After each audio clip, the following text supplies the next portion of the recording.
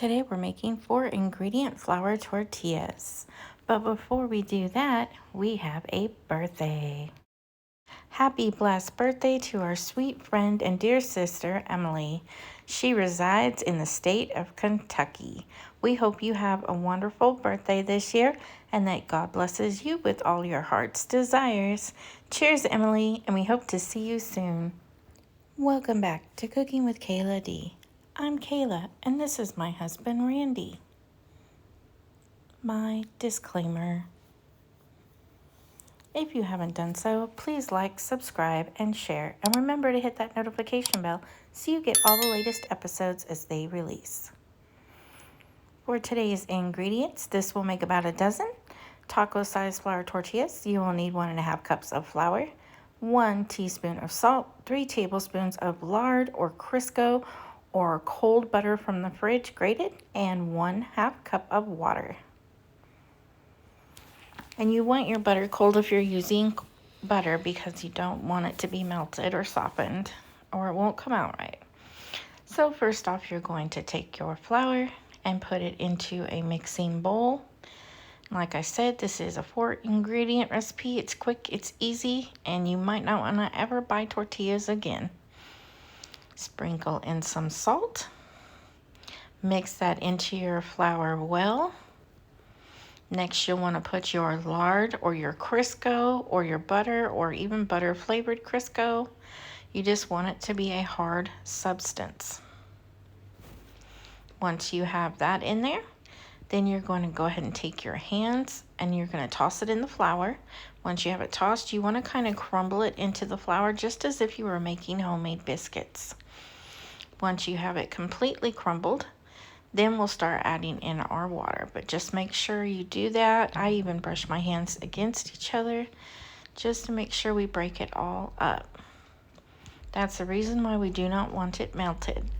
Now you can also make burrito-sized tortillas as well. You can either leave the recipe the same and just cut bigger pieces, or you could actually double the recipe, and that should make you a medium-sized burrito tortilla. If you triple it, then it will give you those gigantic burrito tortillas that you get when you're going out to eat. It is very simple and it is very easy. It takes about 3 minutes to get the dough ready. Once you have your dough ready, then you have to let it rest a while, and then you can get to cutting it and cooking it, and that only takes about 10 minutes as well. So it's a nice, easy thing to do. It is very budget affordable, and it makes it easy to impress your family and your friends that you just made an awesome tortilla. So now that I have that combined, we're going to go ahead and start working on our water. I do a little bit at a time. We're hydrating our flour here, so you just want to do a little bit of a time, using your hand to mix as you go. Just a little bit, like a tablespoon at a time. See how I'm mixing it and combining it now and squeezing it through my hand. It's the same as when you're doing your biscuits and stuff. You want it to be flaking. That's the way you get it to work out for some reason. Go ahead and continue mixing. And I'll continue mixing. Once I get it to form into a ball, I do remove it from the bowl, and I will start kneading it and adding a little water at a time on my counter. Just as long as you have a clean surface where it will not stick, that is perfect. You want to take your time doing this, like I said, so that you are hydrating your dough. This process generally takes about 2 or 3 minutes, and you just want to make sure that you are getting your dough hydrated. It's not going to be sticky, and it also is not going to be flaky. We ended up using our whole 1/2 cup of water. Like I said, you just pour it and press it into there, and then go ahead and start kneading your dough again. And then once it is hydrated and it is nice and smooth, you will go ahead and put it into a ball and stick it into a Ziploc bag or a bag. And you want to put it to the side and let it rest for 20 minutes. You can do it on the counter or in the refrigerator. Once your dough is rested, you're going to get your out of tortilla press, or you can just use a rolling pin or a glass plate, and also some parchment paper or a Ziploc bag. I'm using parchment paper. I just cut it to size to fit into my press, and then I make a crease in it so I can use it to fold over and it won't stick. But like I said, you could also use like a gallon size Ziploc bag and cut it to make the same shape. If you don't have a tortilla press, you can use a glass plate. You just press down firmly the bottom of the plate on top of the tortilla after you put it in your wrap. Just like I did here, I cut mine into equal pieces and then I rolled them into balls. I stuck it in my little wrap paper that I'm using, or you can use, like I said, a Ziploc bag. And just like I used my tortilla press and press down, that's how you would use your plate. You just press firmly around the edges until you get a perfectly round disc. You probably will not have to cut it, and it will probably be even all the way around in a perfect circle. Actually, I think the plate idea is ultimately the best idea, but they do leave your tortillas a little thicker, and that is why I was going ahead and using the press, because I want mine thinner, and then just using a little pizza cutter to kind of make them round. They're not perfect, but it worked for me. And then I could also take the excess dough and then gather it together and put it to the side so then I can make another tortilla out of it. I ended up with a dozen myself doing it this way. But like I said, you do it any way you want. And for me, this was the easiest. I have since gotten rid of my tortilla press, and now I just use a rolling pin because it is so much easier.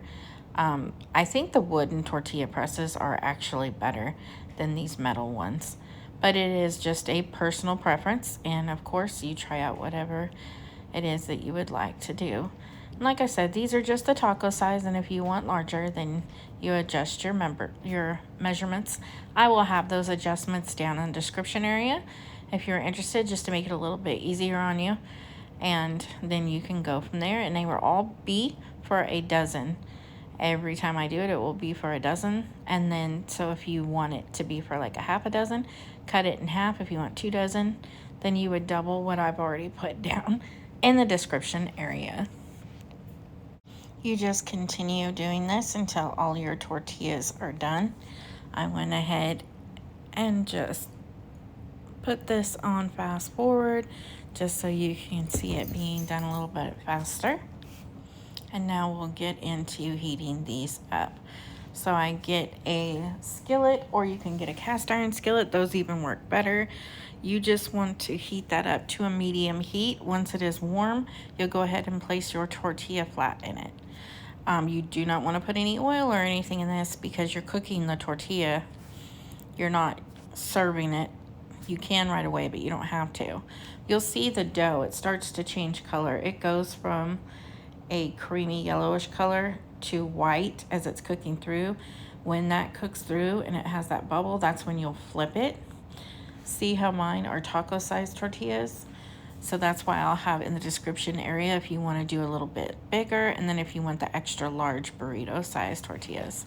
These ones are just for taco size, and then I will have the other ones in the description area. But you see here, as the dough, it starts to get white and that yellow tint is going away, the raw dough, because it's cooking through. And then after that happens, the bubble comes up. That's when your tortilla is ready to flip. Be careful when putting more than one inside your pan, not to let the dough get attached like I did.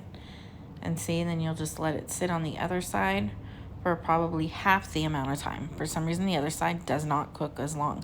I usually do 10 seconds once I flip it. It's my bubbles. And I'll cook that for about 10 to 20 seconds, and it'll be ready to come out of the pan. And get my new tortilla in there.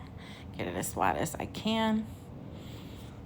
And then my other one should be ready to come out now. See, it's cooked through. You can pull it out.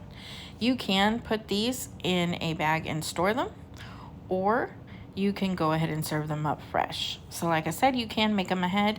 They will last about a week in your pantry. As I'm pulling them up, I put them on a towel and I cover them, fold the towel over and cover them. And that's how I do them while I'm cooking them. And then once they're done being cooked, either we're going to eat some of them right away, which I will show you, and go ahead and put some butter on this one just to show you the texture and stuff and how easy it is to roll up and stuff, and it won't break.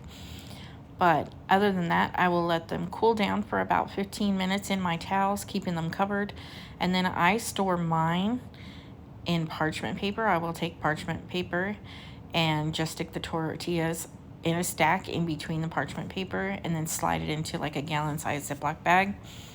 And I just keep them room temperature. Sometimes I do put them in the fridge. Then you just reheat them for a couple of seconds on each side in your skillet, and they're ready to eat again.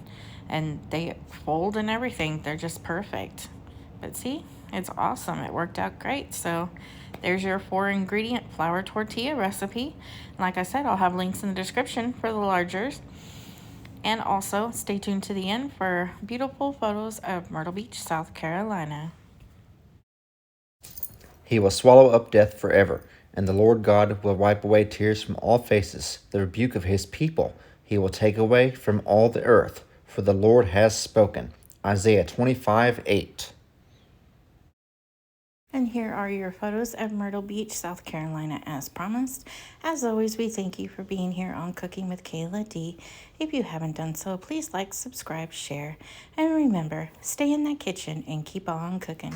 God bless. Until next time, goodbye.